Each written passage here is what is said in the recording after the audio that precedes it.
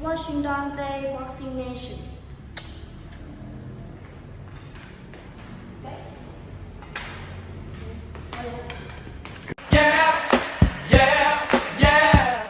So Turki Al-Ashiki does it again. He puts together another super fight card that includes Shakur Stevenson versus William Zepeda. Now, you know, when the Shakur Stevenson versus William Zepeda fight was finally officially announced, that was good news for boxing fans, but it wasn't the most exciting news because it's only one fight and it's not a super fight. But when I got this news that I'm about to report to you guys right now, this is the news that got me excited and got me hyped. This is the most exciting news right here, is finding out that this is a super card, because every single fight on this card is absolute fire. This card that takes place in New York on July 12th is going to include Edgar Berlanga versus Hamza Shiraz, Shakur Stevenson versus William Zepeda, Albert Puello versus Sabrio Matias, and David Morrell versus Imam Katayev.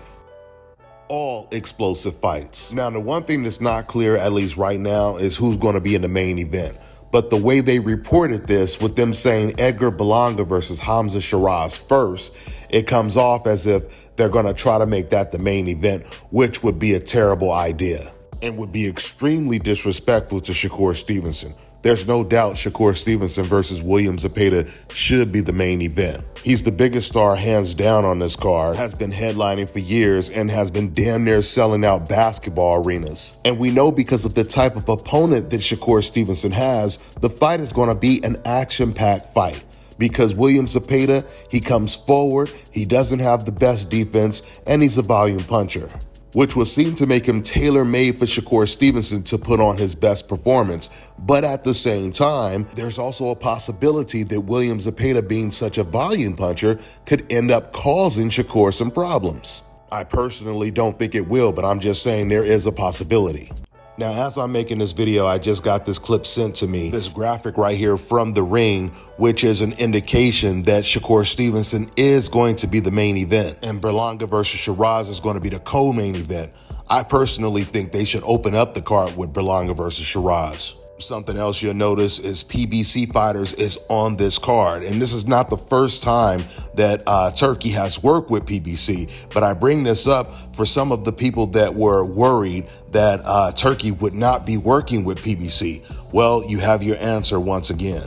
Moving on. Now, when it comes to Edgar Berlanga versus Hamza Shiraz, I really like this matchup. When I say I like the matchup, I think this is a better matchup than Edgar Berlanga versus Caleb Plant or him versus Jermall Charlo or Munguia. Whenever I heard people talk about those fights, they didn't interest me at all. But Berlanga versus Shiraz is a much more interesting fight and more relevant to me. Because outside of Jermall Charlo, who really wants to see two cherry-picked Canelo Alvarez opponents that lost to him fight against each other? And then when it comes to Jermall Charlo, we know he's not the same fighter that he was like 3 years ago. So Berlanga versus Shiraz, it makes the most sense. Shiraz, he just lost to Adames in a very competitive close fight. And now he moves up to super middleweight, and his first opponent is against Edgar Berlanga. I think this is actually going to be a very easy fight for Shiraz.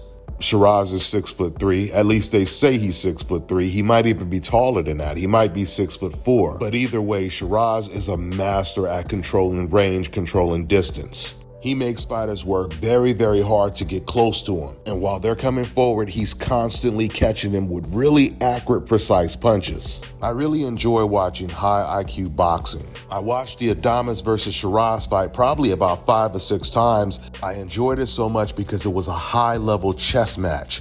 And Adames, man, he had to really do a lot of work cracking the code to figure out a way to break down Shiraz. And eventually he did start breaking down Shiraz psychologically. So I think when Shiraz compares Edgar Berlanga to Carlos Adames, he's looking at this like, oh man, this is a much easier fight.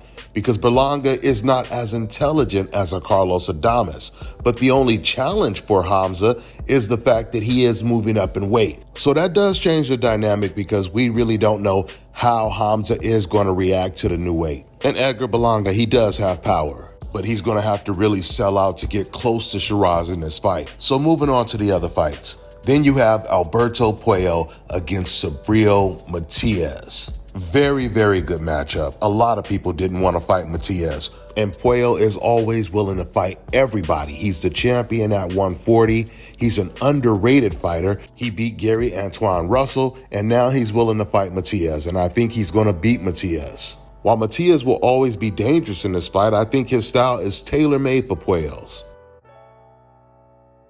Then you have David Morrell versus Imam Katayev. In David Morrell's first fight back, he's fighting against a dangerous, power-punching, undefeated prospect. Katayev, like I said, he's a massive puncher. He's from Russia. Some are already comparing him to Beterbiev, but he doesn't have the footwork or the boxing ability that Beterbiev has. Beterbiev is an aggressive fighter, but if he needs to, he can show angles and he can box. I'm not sure if Katayev has those dimensions. I don't think so. He usually just comes forward. He's more of a flat-footed guy, but he's very dangerous because of his aggression. And then you have the main event, the best rivalry in the history of the sport, USA versus Mexico, Shakur Stevenson versus William Zepeda. All of these fights on this card is going to be really good. With that being said, I'm going to go ahead and wrap this video up. That's all I got for now, guys. I'm on to the next one.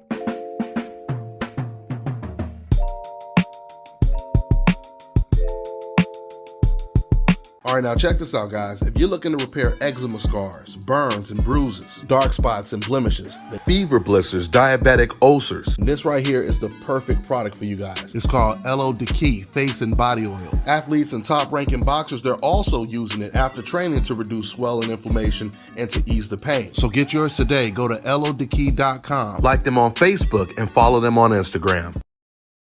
Let me tell you guys about Issa Israel Law Firm. It is a full-service legal practice based in Denver, Colorado, an emerging hub for combat sports and high-altitude training. If you're a fighter inside or outside of the ring and you need a law firm you can trust to fight for you, visit thefighterfirm.com or email help@iilawfirm.com. Legal representation is usually limited to plaintiffs or defendants in Colorado, but iFirm can help anyone in the world with trademarking their business name, logos, and U.S. immigration issues. This brother has been my attorney for a while and helped guide me through all kinds of business and civil issues, so make sure you guys go to thefighterfirm.com.